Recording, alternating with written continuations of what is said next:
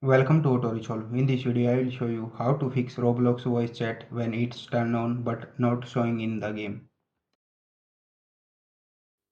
Fix 1 Verify age on Roblox. Step 1 Open Roblox and go to Settings. Step 2 Select Account Info. Step 3 Make sure your age is 13 and verified with an ID. Step 4 If not, complete the age verification process. Fix 2 Enable Voice Chat in Settings. Step 1 Open Roblox and go to Settings. Privacy. Step 2 Scroll down to Beta Features. Step 3 Toggle Enable Voice Chat on. Step 4 Restart Roblox and check again. Fix 3 Check Microphone Permissions. Step 1 on Windows.